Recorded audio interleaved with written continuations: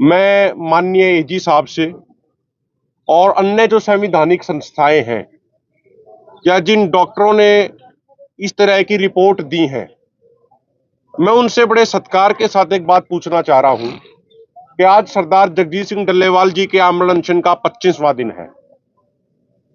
अगर वो सब लोग जो ऐसी रिपोर्ट दे रहे हैं, क्या वो 25 घंटे भूखे रहकर दिखा सकते हैं? हम बात कर रहे हैं 25 दिनों की। अभी डॉक्टर मैम ने बताया कि साइंस ये कहती है कि 7 दिनों के बाद ही प्रॉब्लम आनी शुरू हो जाती है, और हम उनकी बात कर रहे हैं जिनको जो 4 साल से कैंसर से पीड़ित है। और आज जो रिपोर्ट पेश करी गई है उसमें भी ये लिखा गया है कि पीएच से उनका नॉर्मल से बढ़ रहा है। जो पीएच से टेस्ट की रिपोर्ट आई है, यूरिक एसिड भी लगातार बढ़ रहा है। बाकी डिटेल्ड रिपोर्ट हमारे पास आ जाएगी, उस पर भी हम चर्चा करेंगे। और मैं एक बात और उनसे पूछना चाह रहा हूं, तमाम डॉक्टरों से जो ये बातें कह रहे हैं, तमाम पदाधिकारी गण, तमाम संवैधानिक संस्थाओं पे बैठे लोग, चाहे केंद्र सरकार हो, चाहे राज्य सरकार हो, चाहे माननीय सुप्रीम कोर्ट हो, क्या वो इस बात की गारंटी लेने को तैयार है कि जगजीत सिंह डल्लेवाल जी को कुछ नहीं होगा? कल जिस तरीके की स्थिति बनी थी वो तो सबके कैमरों में रिकॉर्ड है, उसे कौन नकार सकता है कि 12 से 15 मिनट तक वो बेहोश रहे थे, उनके हाथ पैर भी रिप्लाई नहीं कर रहे थे। वो डॉक्टरों की जो हमारी टीम बैठी है, इन एक्सपर्ट डॉक्टरों ने पैरों की मूवमेंट करके, मसाज करके उनको धीरे धीरे उनका बीपी बढ़ाया, नहीं तो उनका बीपी इतना कम चला गया था कि मशीन ने डिटेक्ट करना बंद कर दिया था। अगर वो डॉक्टर ऐसा कह रहे हैं कि कुछ नहीं हुआ, सब कुछ ठीक है, तो वो लिखित में हमें गारंटी दे दे इस बात की कि इनको कुछ नहीं हुआ है, हम जिम्मेदारी लेते हैं।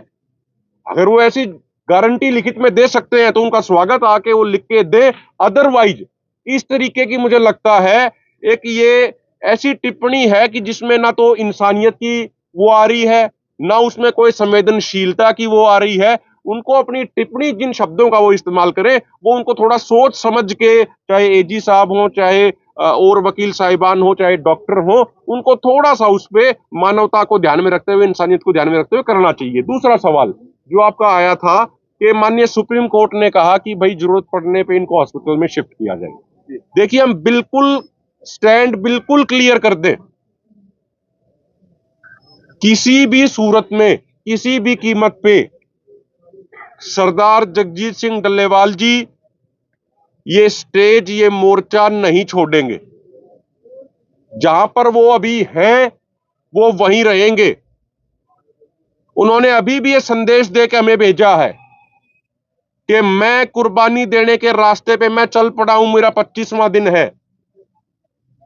अब मंजिल जो इस रास्ते की है वो ये है कि या तो सरकार एमएसपी कानून बना देगी या फिर इसी धरती पे मेरी कुर्बानी होगी।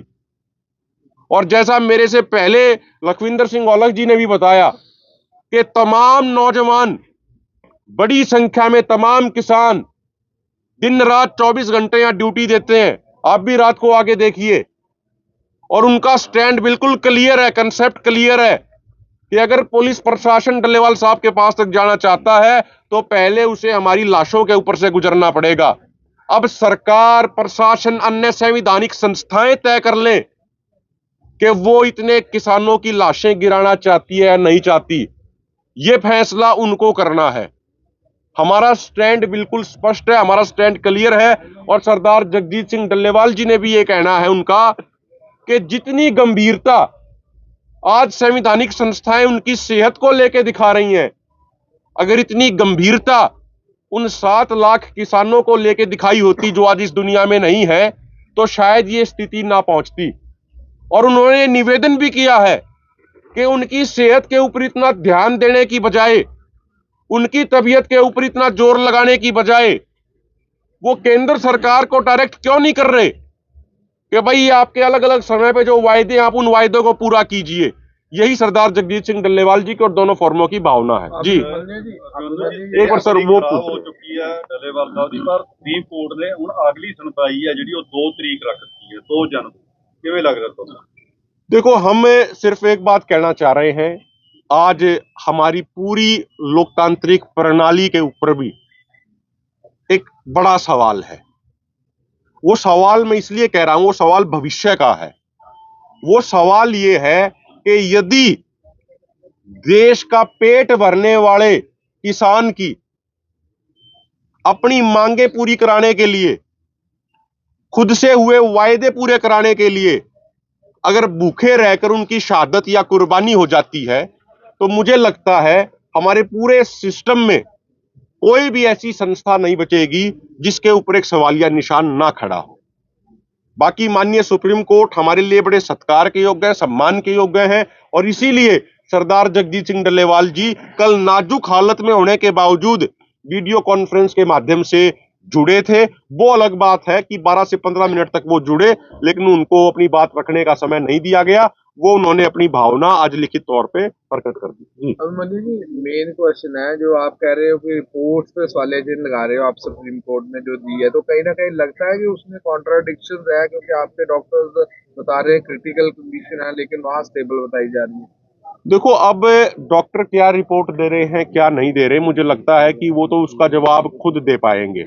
हम तो जो अपनी आंखों के सामने देख रहे हैं, हम तो वो बयां कर रहे हैं, और आप अपने कैमरों के माध्यम से लोकतंत्र के चौथे स्तंभ होने की जो जिम्मेदारी निभा रहे हैं और अपने कैमरों के माध्यम से भी उनकी स्थिति पूरे देश दुनिया को दिखा रहे हैं, मुझे लगता है ये मोर देन सफिशिएंट है उनकी हालत बयां करने के लिए। जो कल आपके पास सारे जो फोटो विजुअल्स उनकी जिस तरीके से उनके हाथ पैर रिस्पॉन्स भी नहीं दे रहे थे शुरुआत में, वो मुझे लगता है मोर देन सफिशिएंट है सारी स्थिति बयान करने की। पर आपने कल कहा था कि मूवमेंट बढ़ रही है पुलिस की आसपास के गांव में, लेकिन पुलिस ने कहा ऐसा कुछ भी नहीं है, ना तो हमने रोड ब्लॉक किए हैं, ना किसी गांव में पुलिस है। देखिए, आप दिल्ली कटरा हाईवे को चेक कीजिए। कल वहां पे खरक पांडवा गांव के पास पूरा मेन जो हाईवे नया हाईवे बना है वो ब्लॉक किया गया था।